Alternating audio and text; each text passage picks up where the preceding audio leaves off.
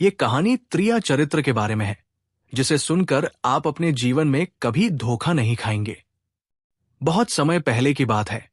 एक राज्य में एक राजा था। उसका एक बेटा था जो दिखने में बहुत सुंदर था।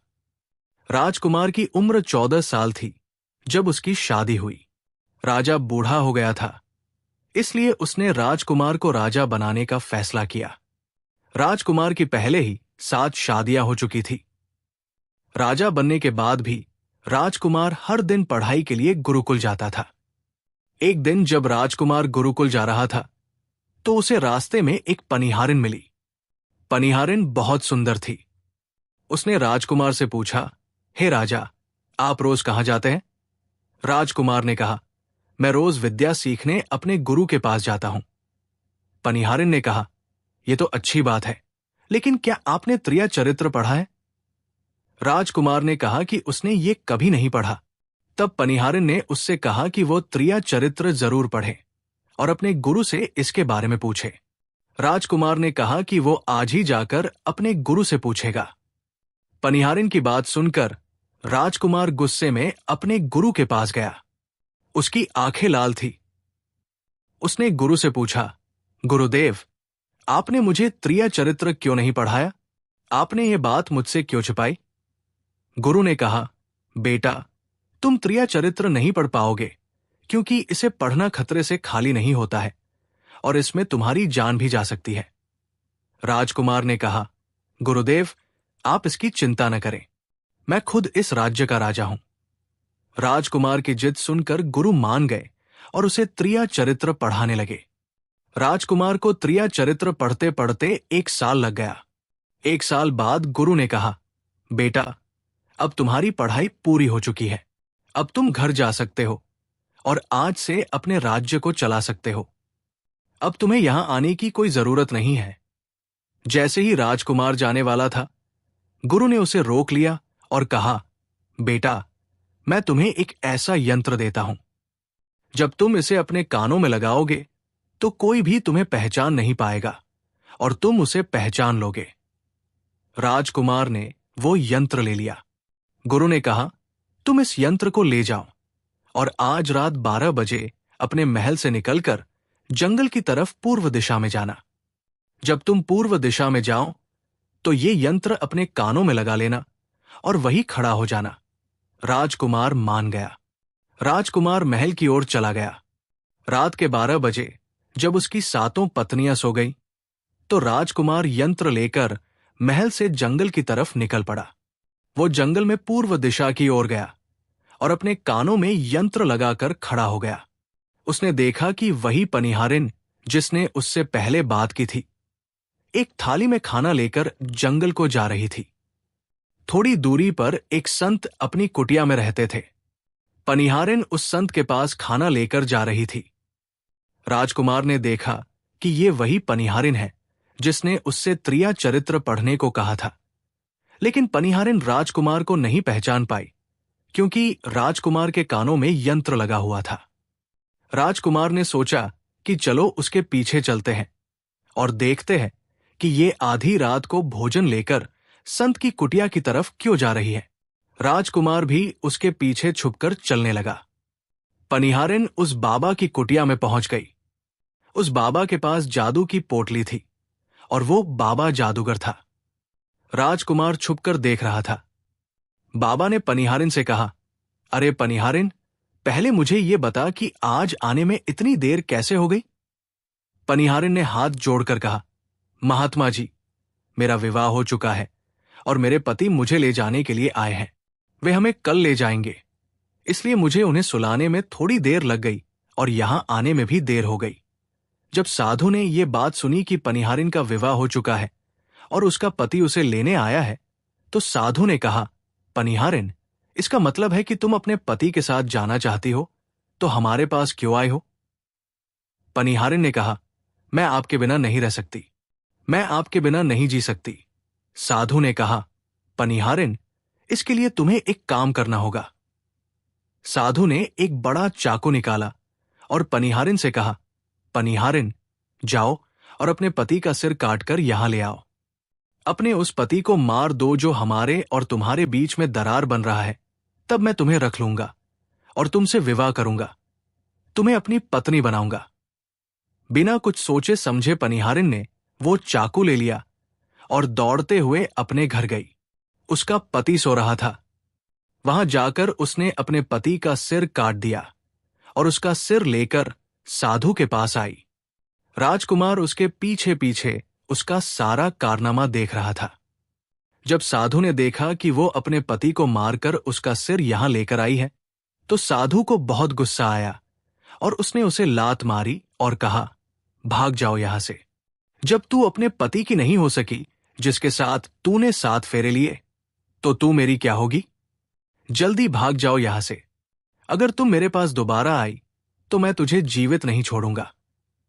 साधु की ये बात सुनकर उस पनिहारिन को ऐसा लगा जैसे उसके पैरों तले जमीन खिसक गई हो। फिर वो अपने पति की कटी हुई गर्दन घर लेकर आई और उसकी गर्दन जोड़ देती है और वही बैठ जाती है।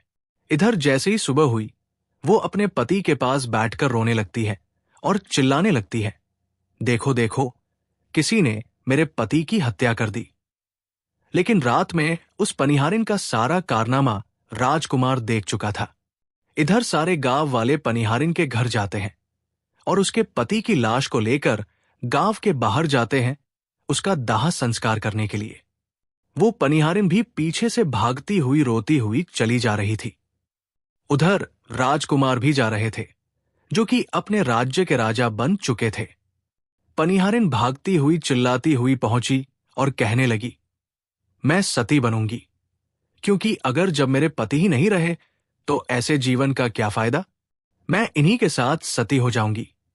राजा को उसकी बातें सुनकर हंसी आ जाती है और राजा कहता है, त्रिया चरित्र जाने न कोई, और कसम मेरी के हुए सतीराज। राजकुमार की ये बात और कोई तो नहीं समझ पाया, लेकिन वो पनिहारिन समझ जाती है। वो कहती है, राजा साहब, आप हमारे ऊपर ये बात कह रहे हैं, लेकिन चलिए कोई बात नहीं, मैं सती हो जाऊंगी। लेकिन पनिहारिन जाते जाते कहती है, मैं तुम्हें एक बात बताती हूं।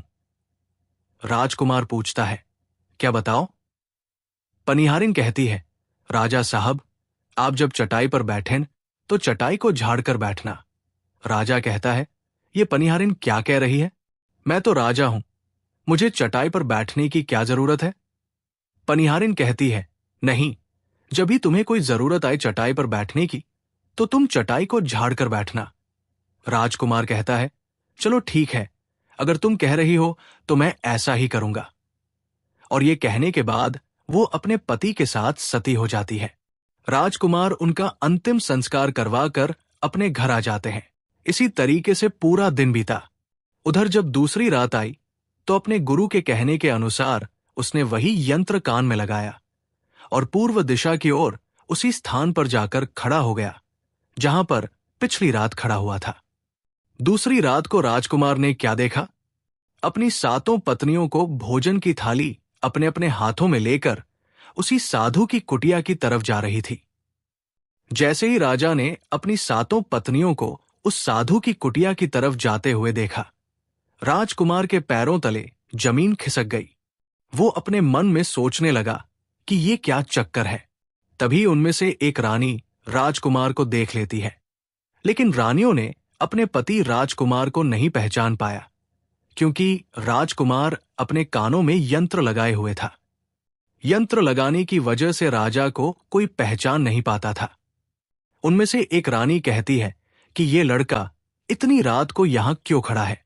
तब रानियों ने उस लड़के को अपनी तरफ बुलाया और कहा, कृपया आप हमारी सहायता करें, इस सामान को उस कुटिया तक ले चलो।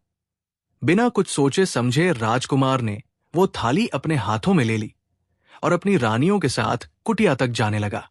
जब 7 रानियां और राजकुमार उस साधु की कुटिया में पहुंचते हैं तो राजकुमार कुछ भी नहीं बोल रहा था, क्योंकि राजकुमार देखना चाहता था कि उनके प्यार में ऐसी क्या कमी है जो उसकी 7 रानियां इस साधु के पास आती है, और इस साधु के पास ऐसा क्या है जो उसकी 7 रानियां यहां रही हैं। राजकुमार छुपकर ये सब जानना चाहता था। इधर जब वो 7 रानियां राजकुमार को लेकर साधु के पास पहुंची तो महात्मा राजकुमार को देखकर कहता है, ये कौन है? तो सातों रानियां कहती हैं, महात्मा जी, ये बालक हमें रास्ते में मिला। इसने हमारी सहायता की तो हम इसे अपने साथ लेकर आ गए। रानी कहती है, एक काम करते हैं, इसे आज रात यही रहने देते हैं, कल सुबह होते ही ये चला जाएगा। उस साधु उनकी बातों को मान लेता है। वो साधु अपने शिष्य को बुलाता है और उससे कहता है, आज रात के लिए इस बालक के रुकने की व्यवस्था कर दो। वो शिष्य राजकुमार को लेकर एक कमरे में जाता है। उस कमरे में एक चटाई बिछी हुई थी। शिष्य कहता है, देख भाई, आज तुझे चटाई पर सोना पड़ेगा। वो शिष्य राजकुमार को इतना कहकर वहां से चला जाता है। राजकुमार उस कमरे में अकेला पड़ जाता है। वो अपने मन में सोचता है कि आज तो नौबत आ ही गई चटाई पर सोने की। चलो कोई बात नहीं, आज की रात हम चटाई पर ही गुजार लेंगे। राजकुमार जैसे ही चटाई पर बैठने ही वाला था, उसे पनिहारिन की बात याद आ गई। वो सोचने लगा कि पनिहारिन ने मुझसे कहा था कि जब भी तुम्हें चटाई पर बैठने की जरूरत आए, तुम चटाई को जरूर झाड़ लेना। चलो आज पहले झाड़ ही लेते हैं, हो सकता है इसका कोई राज हो। जैसे ही राजा ने चटाई उठाई तो उसने क्या देखा? उसने देखा कि एक बहुत बड़ा भयानक कुआं है। जब उस कुएं को देखा तो राजा के होश उड़ गए। राजा उस कुएं के अंदर झांककर देखता है। राजा को अंदर बहुत सारे कैदी दिखाई देते हैं, जिन्हें उस साधु ने अंदर कैद करके रखा था। उन कैदियों में से एक आदमी ने राजकुमार को पहचान लिया।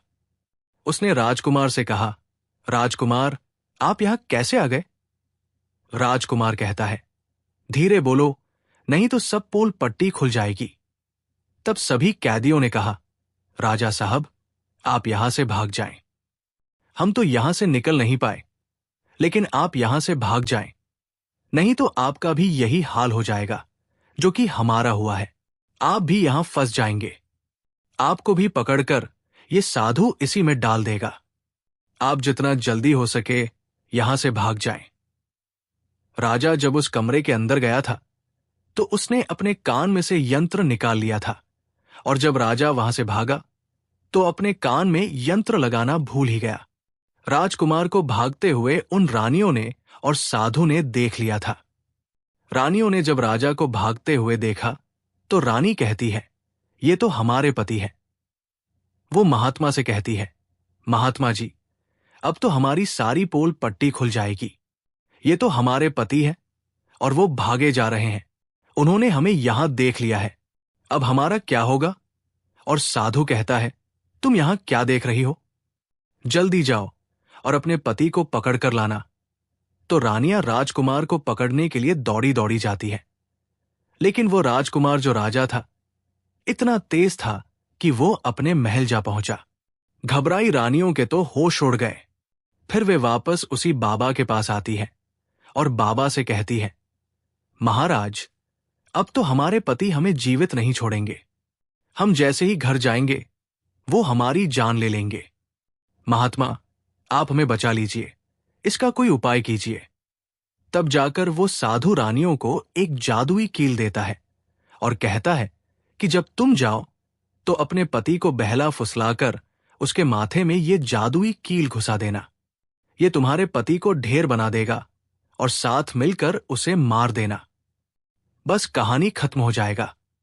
वे सातों रानियां साधु की बात मान लेती हैं और जादुई कील लेकर महल आती है। वे सात रानियां आपस में विचार करती हैं कि राजा सबसे ज्यादा प्रेम सबसे छोटी वाली रानी को करते हैं, तो वे रानियां मिलकर जादू वाला कील छोटी रानी को दे देती हैं और कहती है, ये लो, तुम्हारा काम है। तुम किसी भी तरह राजकुमार के सर में ये कील गाड़ देना। तो छोटी वाली रानी कहती है, ठीक है, और छोटी वाली रानी कील ले लेती है।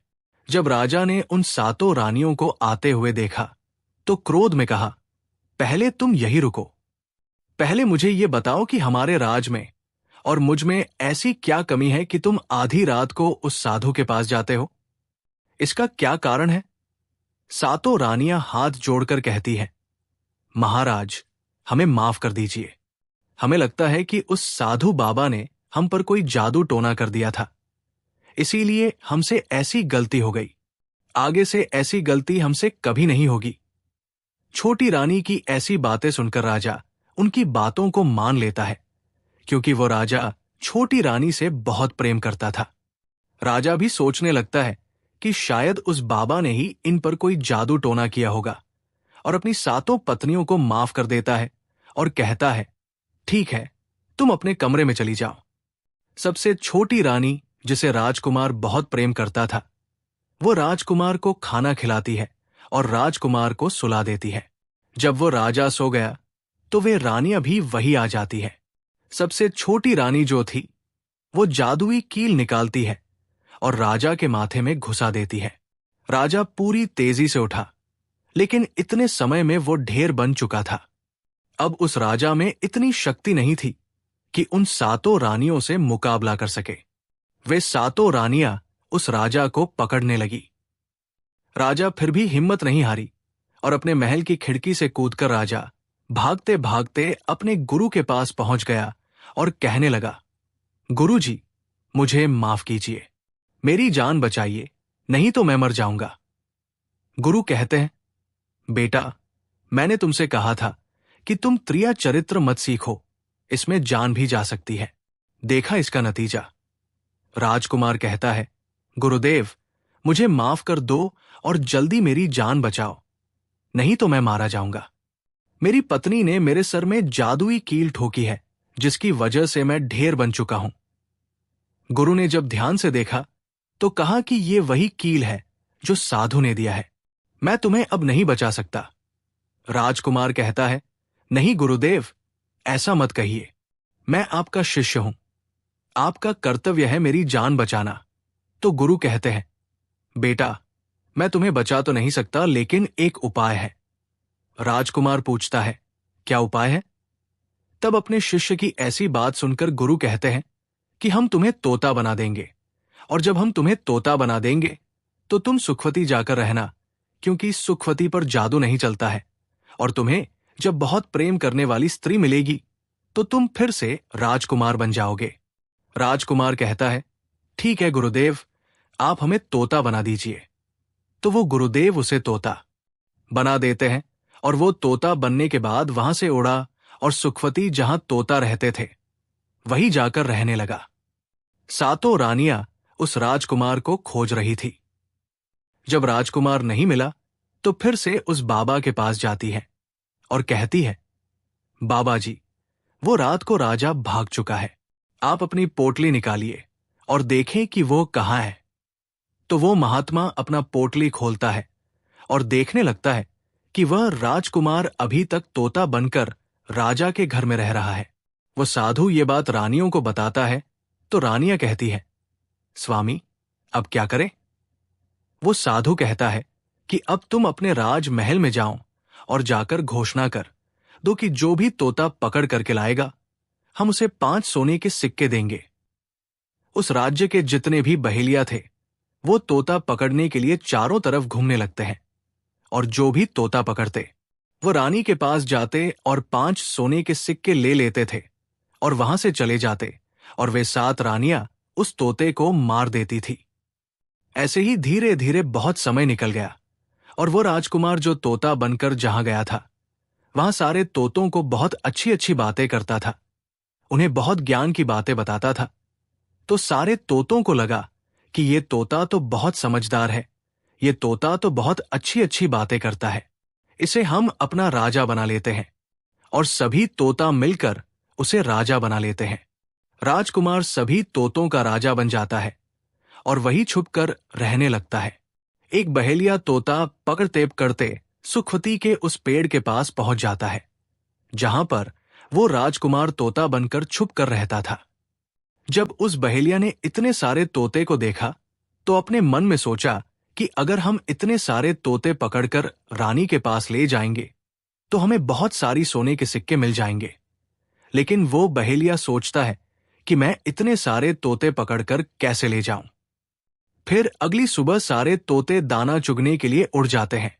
तभी वो बहेलिया उस पेड़ के पास जाकर उसकी डालों पर चाकू से कट लगा देता है, जिस कारण से उस पेड़ की गोंद निकलती है और उसी गोंद के कारण तोते उस पेड़ पर चिपक जाने वाले थे। बहेलिया वही छिपकर बैठकर ये नजारा देखने के लिए इंतजार करता है, और जब शाम हुई सारे तोते उड़कर वापस उसी पेड़ पर जा बैठे। तभी उन सभी के पंख और पैर उस गोंद में फंस गए और वे सभी पेड़ की शाखाओं पर चिपक गए, क्योंकि पेड़ पर हर जगह गोंद ही गोंद थी। अब सारे तोते उस गोंद में पूरी तरह से चिपक गए थे। उनके साथ राजकुमार तोता भी शामिल था। तभी वे सभी अपने गुरु राजकुमार तोते से अपनी अपनी जान बचाने के लिए सलाह मांगने लगे। और एक तोता कहता है, हे राजन, आप कुछ भी करो, लेकिन हमें आजाद करो, नहीं तो सुबह बहेलिया आएगा और हमें पकड़ कर ले जाएगा तथा मार डालेगा। तभी राजकुमार उन सभी को शांत करके कहता है, मेरी बात को ध्यान से सुनो। जब सुबह बहेलिया आएगा तब तुम सभी मरने का नाटक करो, जिस कारण से वो बहेलिया तुम्हें निकालकर जमीन पर रख देगा। उसे ऐसा लगना चाहिए कि सारे तोते मर चुके हैं। समय रहते तुम सभी उड़कर अन्य सुरक्षित जगह पर जाना, बाकी मैं सब कुछ संभालूंगा। फिर वे सभी अपनी योजना के अनुसार पेड़ पर लटक गए, मानो जैसे सभी मर चुके थे। फिर दूसरी सुबह जब बहेलिया वहां आता है तो वो देखता है कि सारे तोते मर चुके हैं, और उसे इस बात का दुख हो रहा था कि सारे तोते मर चुके हैं। इसलिए वो उन सभी को पेड़ से निकालकर जमीन पर रख देता है। तभी सही मौका देखकर सारे तोते झट से उड़ गए।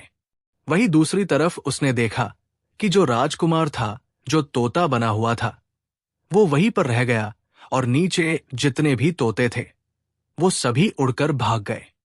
बहेलिया ने सोचा, अरे ये क्या हुआ? इस पेड़ पर सिर्फ एक ही तोता है जो कि मरा लटका हुआ है, और जितने तोते मैंने छुड़ाकर नीचे फेंके वो सभी उड़कर भाग गए। बहेलिया ने सोचा, इसका मतलब ये सारे तोतों ने मिलकर मेरे साथ धोखा किया है। अब राजकुमार जो था, जो तोता बना हुआ था, वहीं सिर्फ पेड़ पर लटका हुआ था। वो बहेलिया कहता है कि ये सब तुम्हारी चाल है। चलो अब मैं तुम्हें लेकर जाऊंगा और रानी के हाथ बेच दूंगा, और मुझे 5 सोने के सिक्के मिल जाएंगे। और इधर वो बहेलिया उस तोते को बेचने के लिए रानी के पास जाने लगता है। रास्ते में वो तोता कहता है कि तुम मुझे कहाँ ले जा रहे हो? तो वो बहेलिया कहता है, मैं तुम्हें बेचने के लिए रानी के पास ले जा रहा हूं। अगर मैं तुम्हें वहां बेच दूंगा तो मुझे 5 सोने के सिक्के मिलेंगे। राजकुमार कहता है कि मैं अगर तुम्हें 500 सोने के सिक्के दिला दूं तो क्या तुम मुझे नहीं बेचोगे? बहेलिया कहता है, तुम मुझे 50,000 सोने के सिक्के कैसे दिलाओगे? तोता कहता है कि राजा के सुखवती बाजार में ही बेचो, मूल्य मैं स्वयं बताऊंगा। बहेलिया उस तोते की बात मान लेता है और रानी के पास बेचने की जगह राजा के राज्य के मेले में तोते को बेचने चला जाता है। और राजा के राज्य में ये नियम था कि अगर किसी व्यक्ति का सामान शाम तक नहीं बिके तो वो राजा स्वयं आकर उसे खरीद लेता था। बहेलिया उस तोते को लेकर बाजार में पहुंचा हुआ था। जब कोई व्यक्ति उस तोते को खरीदने आता है तो वो पूछता कि ये कितने का है, तो वो बहेलिया कहता है कि तोता अपना दाम स्वयं बताएगा। तो वो तोता अपना दाम इतना बता देता कि कोई भी व्यक्ति उसे खरीद ही नहीं पाता। ऐसे ही करते करते शाम हो गई और अब सभी अपने अपने दुकान लेकर चले गए। सभी का दुकान उजड़ गया था। बस एक बहेलिया और एक तोता ही रह गए थे। इधर राजा ने अपने सिपाहियों को आदेश दिया कि जाओ देखकर आओ, किसी का सामान तो नहीं रह गया है। जब राजा के सिपाही आए तो उन्होंने देखा कि एक बहेलिया तोते को लेकर बैठा हुआ है। सिपाही बहेलिया से कहते हैं कि बहेलिया, तुम्हारा तोता क्यों नहीं बिका? तुम इसे कितने में बेच रहे हो? तो तोता कहता है कि जो इन्हें 500 सोने के सिक्के देगा वही मुझे खरीद पाएगा। उस तोते की बात सुनकर वो सिपाही आश्चर्य में पड़ जाते हैं और सोचते हैं, अरे ये तोता अपना मूल्य स्वयं बताता है। तब सिपाही राजा के पास जाते हैं और राजा को सारी बात बताते हैं और कहते हैं, एक बहेलिया एक तोता लेकर बैठा हुआ है, लेकिन वो तोता अपना मूल्य स्वयं ही बताता है। वो इतना महंगा बताता है, शायद इसीलिए उसे कोई खरीद नहीं सका। राजा सिपाहियों से पूछता है कि वो अपना मूल्य कितना बता रहा है। तो सिपाही कहते हैं, अपना मूल्य 500 सोने के सिक्के बता रहा है। राजा कहता है, चलिए हम खरीदेंगे। अगर नहीं खरीदेंगे तो हमारे राज्य की बदनामी होगी कि राजा के बाजार में एक तोता नहीं बिका। और इसलिए राजा अपने मंत्रियों के साथ अपने रथ पर सवार होकर बाजार में पहुंचता है। कहता है, इस तोते का क्या मूल्य है, कितना है? बहेलिया हाथ जोड़कर कहता है कि राजा साहब, अपना मूल्य तोता स्वयं बताएगा। वो राजा फिर तोते से पूछा तो तोता कहता है कि राजा साहब, जो इन्हें 50,000 सोने के सिक्के देगा वही मुझे खरीद पाएगा।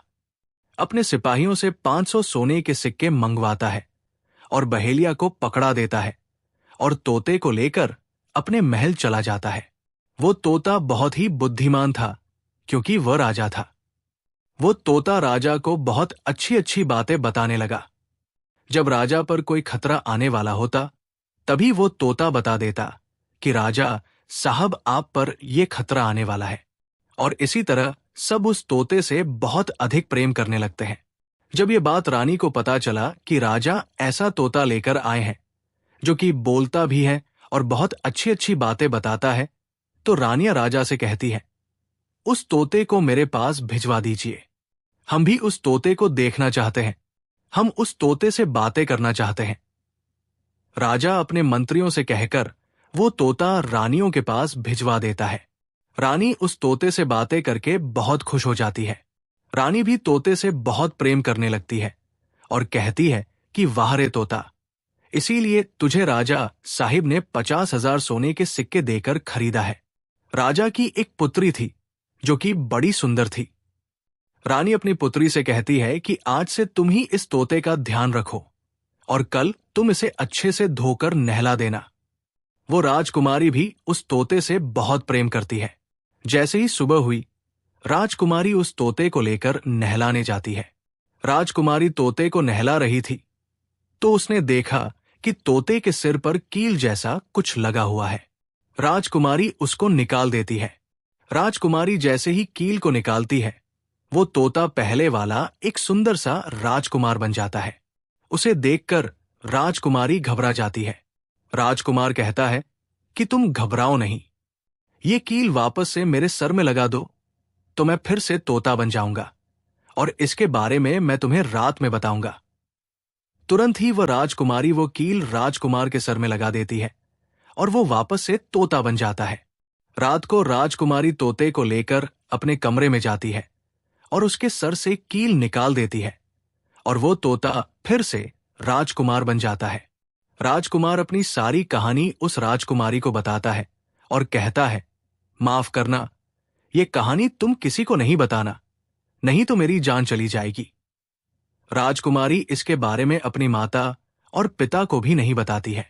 दिन भर वो तोता रहता है और रात को राजकुमारी उस तोते को अपने कमरे में ले जाती और उसके माथे से कील निकाल देती और वह राजकुमार बन जाता है।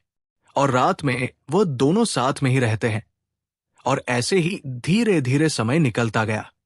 राजकुमारी को राजकुमार से प्रेम हो जाता है। इधर क्या हुआ, जो राजकुमार की पत्नियां थी वो बहुत सारे तोते मरवा देती है, लेकिन जो राजकुमार तोता बना हुआ था वो उन्हें नहीं मिलता है और वे उसी साधु के पास जाती है और कहती है कि हे महात्मा, हमारे पति तो अभी तक हमें नहीं मिले, हम अब क्या करें, उन्हें कैसे मारें? वो साधु फिर से अपनी पोटली खोलता है और देखता है कि वह राजकुमार अभी तक तोता बन के राजा के घर में रह रहा है। वो साधु रानियों से कहता है कि तुम एक काम करो कि तुम नृत्य कला सीख लो। हम सभी मिलकर उस राजा के घर नृत्य कला करने जाएंगे और जब राजा हम पर खुश हो जाएगा और हमें कुछ मांगने को कहेगा तो हम उस तोते को ही मांग लेंगे और फिर आसानी से उसे मार देंगे। धीरे धीरे समय बीता। साधु तबला बजाना और रानी पूरी तरह से नृत्य कला सीख चुकी थी। अब साधु को लगा कि हम सफलता प्राप्त कर सकते हैं और उस तोते को उस राजा से मांग सकते हैं। साधु का भेष बदल करके उन सातों रानियों को नृत्य कला वाली स्त्री बनकर के राजा के दरबार में पहुंच गई। राजा उस साधु से पूछता है कि आप लोग कौन हैं, यहां क्यों आए हैं? तब साधु कहता है कि हम सब नृत्य कला वाले हैं, आपके महल में हम नृत्य कला दिखाना चाहते हैं। राजा को भी गाने और बजाने का बहुत शौक था, वो मान जाते हैं। उधर वो साधु अपना गाना बजाना चालू करता है। जब उनकी गाने बजाने की आवाज तोते के कानों में पहुंची तो तोता समझ गया कि वो साधु उसकी 7 रानियों को लेकर भेष बदलकर यहां पर आ गया है। अब उसकी जान नहीं बचेगी। लेकिन जब राजकुमारी उस तोते को लेकर अपने कमरे में जाती है, उस तोते के सर से कील निकालती है और वह तोता राजकुमार बन जाता है। और वह राजकुमार सारी बातें उस राजकुमारी को बताता है। कहता है कि देखो, जो ये गाने बजाने वाले आए हैं, ये वही साधु है। ये गाने बजाने से राजा को खुश कर देगा और बदले में मुझे मांग लेगा और ले जाकर मुझे मार देगा। राजकुमार कहता है कि सुनो राजकुमारी, जब राजा आदेश दे कि तोते को लेकर आओ तो तुम मुझे मत देना। जब राजा खुद ही मुझे लेने आए तब भी तुम मुझे मत देना। कहना कि तोता को नहीं दूंगी। और जब राजा न माने, राजा तुमसे जिद करें और मुझे मांगे, तब तुम गुस्से में आकर के पिंजरे को फेंक देना। उसके बाद मैं अपने बचने का रास्ता हम स्वयं ही ढूंढ लेंगे। राजकुमारी कहती है कि ठीक है। और वहां गाना बजाना हुआ तो राजा खुश होकर उन्हें कहते हैं कि मांगो, क्या मांगना चाहते हो? वो साधु कहता है कि जो आपके पास तोता है, जो आप कुछ दिनों पहले ही खरीदे हैं, वो तोता आप मुझे दे दो। राजा कहता है ठीक है। राजा अपने मंत्री को आदेश देता है कि जाओ उस तोते को लेकर आओ। मंत्री राजकुमारी के पास पहुंचता है और कहता है कि ये तोता मुझे दीजिए। राजकुमारी कहती है नहीं दूंगी। मंत्री कहता है कि देखिए, आप जिद मत कीजिए। राजकुमारी कहती है कि तुम जाओ और मेरे पिताजी को यहां भेजो, वही आकर इसे ले जाएंगे। मंत्री राजा को जाकर सारी बात बताता है। राजा स्वयं आता है उस तोते को लेने के लिए। वो राजा जाकर कहता है कि बेटी, ये तोता मुझे दे दो। ये नृत्य कला वाले को देना है जो यहां गाना बजाना किए हैं, ये उन्हें देना है। तो राजकुमारी कहती है कि पिताजी, ये तोता मैं नहीं दूंगी। क्रोध में आकर राजा कहने लगा कि तू कैसी बातें कर रही हो, इसे देने का मैंने वादा किया है। जब राजकुमारी ने राजा को क्रोध में देखा तो राजकुमारी को भी गुस्सा आ गया और राजकुमारी गुस्से में पिंजरे को जमीन पर फेंक देती है। वो पिंजरा जैसे ही जमीन पर गिरा, वो टूट गया और तोता जो था वो चावल का दाना बन गया। और जैसे ही साधु को ये बात पता चली, साधु भी तुरंत कबूतर बन जाता है और उस दाने को कबूतर खाने लगता है। उसमें से जो एक दाना था, बस वही राजकुमार था। जैसे ही वो दाना कबूतर खाने वाला होता है, राजकुमार बाज बन जाता है और एकदम से कबूतर पर झपटता है और उसे मार देता है। इस तरह से उस साधु की मृत्यु हो जाती है। राजा ये सब देखकर आश्चर्यचकित हो जाता है। उस कबूतर को मारकर फिर से तोता बन जाता है और जो राजकुमारी थी, उस तोते से कील निकाल देती है और वो फिर से पहले जैसा राजकुमार बन जाता है। राजकुमारी अपने पिता को सारी बात बता देती है। राजकुमार कहता है कि देखिए राजा साहब, मैं भी एक राजा हूं और मैं आपकी बेटी से प्रेम करता हूं और मैं उनसे शादी करना चाहता हूं। वह राजा अपनी पुत्री से पूछता है कि बेटी, क्या तुम इससे शादी करना चाहती हो? तो राजकुमारी कहती है कि पिताजी, मैं इससे प्रेम करती हूं। और फिर राजकुमार उस राजा की पुत्री से विवाह करके अपने महल जाता है और जो उनकी 7 पत्नियां थी, उनको पकड़कर बंदी गृह में बंद करवा देता है और राजकुमार खुशी खुशी उस राजकुमारी के साथ रहने लगता है। दोस्तों, जब कोई स्त्री कभी किसी परिस्थिति में चतुराई या चालाकी दिखाती है या दूसरों को बेवकूफ मानते हुए कोई अभिनय, ढोंग, पाखंड करती है, तो इसे ही त्रिया चरित्र कहते हैं, जिसे पढ़ने के बाद राजा को अपनी जान बचाने के लिए क्या क्या नहीं करना पड़ा, क्योंकि राजा को स्त्री के त्रिया चरित्र की पूरी जानकारी हो चुकी थी कि कैसे जब एक स्त्री को अपना स्वार्थ दिखने लगता है तो वो अपने लोगों को भी बेवकूफ बनाकर अपना स्वार्थ को पूरा करती है और उसके साथ रहने वाले लोगों को इसके बारे में भनक तक नहीं लगता कि ये स्त्री त्रिया चरित्र का खेल कर रही है। जो आपके दिल के करीब है उसके बारे में आप पूरी जानकारी रखिए कि उसके अंदर खुद को लेकर कोई स्वार्थ तो नहीं छुपा है, और अगर ऐसा है तो आप उनसे थोड़ा दूर ही रहें, क्योंकि ऐसे में आपको जिंदगी के हर कदम पर धोखा ही मिलेगा। क्योंकि एक स्वार्थी स्त्री अपनी स्वार्थ के लिए जिंदगी में कुछ भी कर सकती है। उम्मीद है आपको ये कहानी अच्छी लगी होगी।